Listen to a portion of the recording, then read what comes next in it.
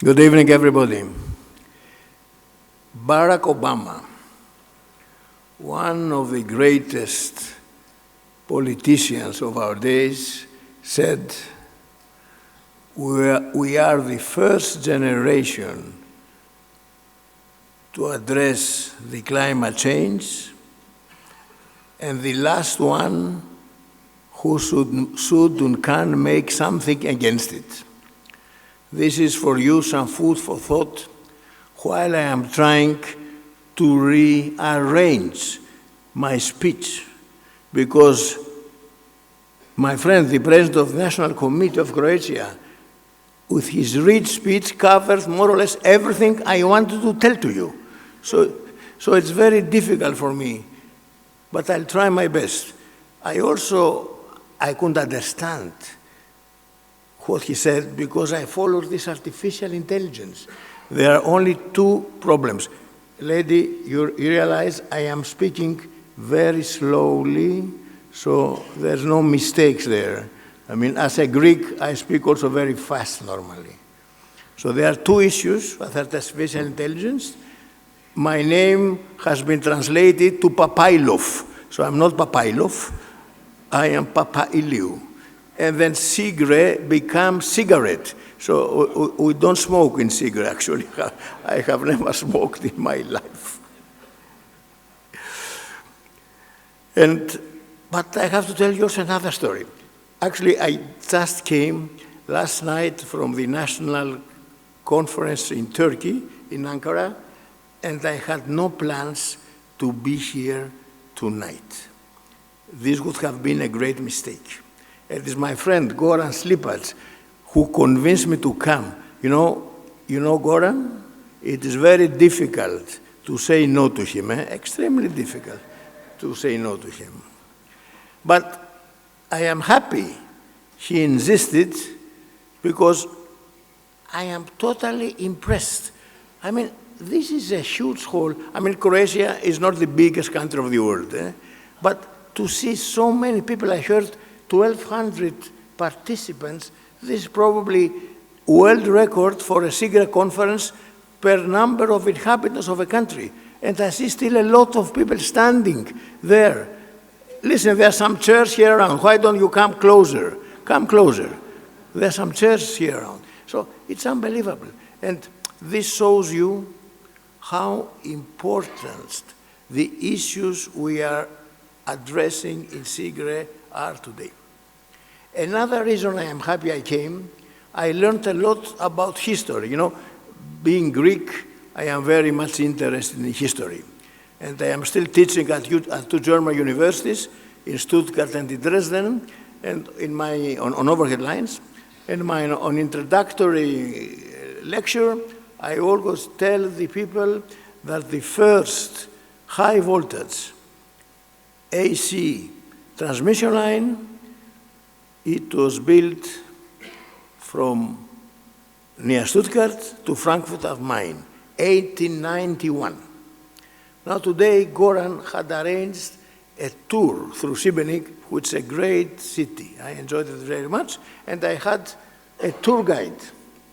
And then she told me, without knowing that I'm an engineer, that listen, we are very proud of Šibenik because here the first AC transmission took place somehow 2 days before or after the Niagara Falls in 1895. I said, lady, you are wrong. I am a professor, so the first one was in Germany. She said, no, in Germany it was only to transmit power from Laufen, near the river Neckar, to Frankfurt, but there was the electrical exhibition, and the power was used, and she was right. This lady was knowledgeable, just to drive the pump for an artificial waterfall. She said here in Šibenik, it was done including a distribution network, and she showed me the lamps, which are all around, you know, replicas of these times. So that's another thing I learned today. But coming back to this great experience. You know, I have visited this great country, your country, since, I don't know, maybe 30 or 40 years. I used to work for a company called Pfisterer. I was CEO of Pfisterer. And we had, since many, many years, before of this devastating homeland war you had here, we had excellent cooperation in your country with two companies which still, I'm happy to hear, they're still around. One was Consar. Is somebody from Consar here? This was a joke, eh? This was laugh. Just laugh here, just laugh. This was a joke. And the other one was Dalekovod, which I understand today is part of Consar. And I'll tell you, I had a great friend here who was also our agent. It was a name everybody, I understand, in all republics of ex-Yugoslavia, everybody knows the name Dolens. You know the name Dolens? Everybody knows Dolens, who was a famous professor at the university. And his son, Marian Dolens, was for many, many years our partner. And I'm extremely happy to learn that his grandson, also Dolens, who is also an electrical engineer, a PhD, is also active in this field and is also representing, or is going to represent, Croatia in the Study Committee B2 overhead lines in CIGRE, for which I was chairman many years back. Is this grandson? Yes, please, show yourself, giving a big hand. He has a great family tradition.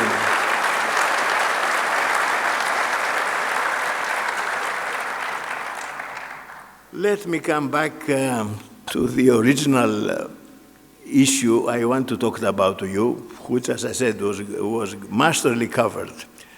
I mean, this industry, for which I have the pleasure to serve this year exactly for 50 years. I have this year my 50th anniversary in the power industry. I started 1975 as a young engineer out of university, and I'm still around. So this is probably definitely the best times for the power industry. And I'm very happy in this room to see not only people with white hair or no hair, like me, but to see also young people and to see also a lot of women, ladies engineers, which are part of our community. Because, you know, the problems were mentioned, we have problems to make new connections, we need a lot of new lines, but the biggest problem in today's industry is the human resources, the manpower. Because, you know, artificial intelligence is nice, it will help us. We have in CIGRE quite a few working groups examining the influence and the support artificial intelligence can give to the power system. But artificial intelligence, ladies and gentlemen, will never be able to go down in the pit and make a foundation for a tower. Artificial intelligence cannot climb a tower, and artificial intelligence cannot install a Stockbridge damper or a conductor in a transmission line. And for the energy transition, if we want to manage the energy transition, we need, believe it or not, 8 million kilometers, system kilometers of new lines. If we have to electrify, and there is no other option, we have to electrify heating, transport, the industry. Besides the electricity production, we need millions of lines and thousands of substations. We have calculated in CIGRE that only for HVDC lines, we need 400,000 kilometers. This is more than the distance between the Earth and the Moon. You should imagine that. So there is more work than we can handle. So one of the big tasks of CIGRE, and I'm coming a little bit to tell you about CIGRE, which you probably know, being here, is CIGRE was founded 100 years back, 1921. Many people don't realize that CIGRE was founded by IEC. IEC, which was founded in 1906 by Lord Kelvin, famous man, famous name, needed an organization to prepare the technical background for standards. Because, you know, standards, I'm sure many of you, like myself, have worked on standard committees. You cannot standardize something for which the state of the art is not there. So IEC established CIGRE in 1921 in order to prepare the standardization work, which we still do today. There are many, many standards. I was part of many, many standard committees where we prepared in CIGRE the technical background, and then in IEC, we made under the IEC procedures and standards.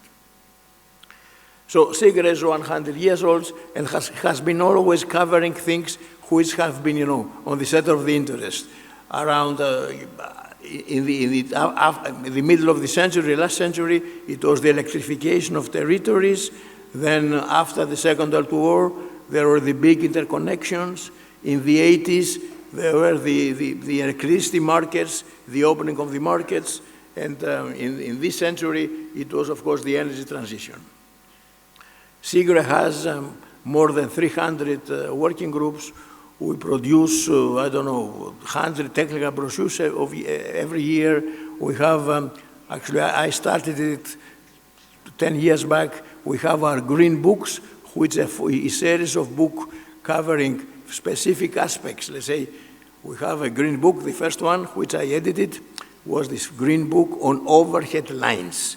And this book is sold, thousands of times, has been downloaded, but this green book has a problem, actually. I'll tell you the problem.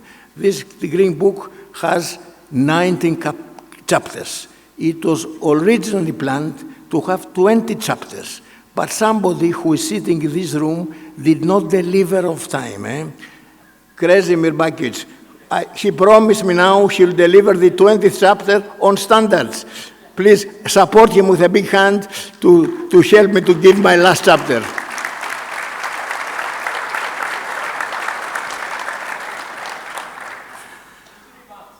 Yeah, hopefully. I have heard 3 months, which year? The question is which year? In 3 months, which year? Anyway, so joking aside, and of course in CIGRE we cover all other issues of the energy transition, storage, digitalization, sector coupling, hydrogen. And if you go to our site, there is a link, and the transition, you click on that and you see which working groups, which technical brochures are produced by CIGRE on that. But since I'm here and I have the chance to be with you tonight, I want to inform you of a new CIGRE initiative for which I need your help. CIGRE has been very successful over the years. We have now more than 20,000 members, almost 25,000 worldwide. We have members in 90 countries. We have 60 national committees, and our financial situation is very good. So we decided to create, with money from CIGRE, but also from money we are getting from big donors from the industry and from institutions, which realize that we need innovative projects and education projects. We are creating the CIGRE Innovation and Education Fund. This is a separate organization. It has to be by law. It will support worldwide education, will support young people in our industry, will attract young people to our industry, and also will support innovation. Will support innovation with academic institutions, with the industry. And for that, I need all your help. In particular, the help of the national committees. If you have, you see, money is not the issue. We have enough. But if you have good projects, I'm looking at you at the university, please submit it to the national committee, because we want to showcase to the world that CIGRE is helping and supporting the energy transition. And also, I need your help for another thing, for each and every one of you. I mean, we talk here about the energy transition. We see the millions of investments. What was not mentioned, I'm happy I found one point was not mentioned. 20% of the population of this planet, this moment we are speaking, ladies and gentlemen, has no electricity. We are happy, and if something, for 5 seconds the light goes off, everybody's calling the utility, what's happening? They're 20%. Every fifth inhabitant of the planet has no electricity. So we have a big responsibility not only to make the energy transition, but also to leave nobody behind, okay? And in this sense, what you should do, you should communicate, because as I said, between us we agree, we need the energy transition, but we should talk more to the politicians, we should talk more to the authorities, we should talk more to the media, which more or less neglected. You should, when you go out of this room, talk to your friends, talk to your mother-in-law, or who else is influencing your life, and explain to them how necessary and what a big challenge the energy transition is. Because you see, it is our responsibility to make it happen. And it has been said before, but it cannot be said often enough. Ladies and gentlemen, to the energy transition, there is no alternative. There is no plan B, because there is no planet B. Thank you very much.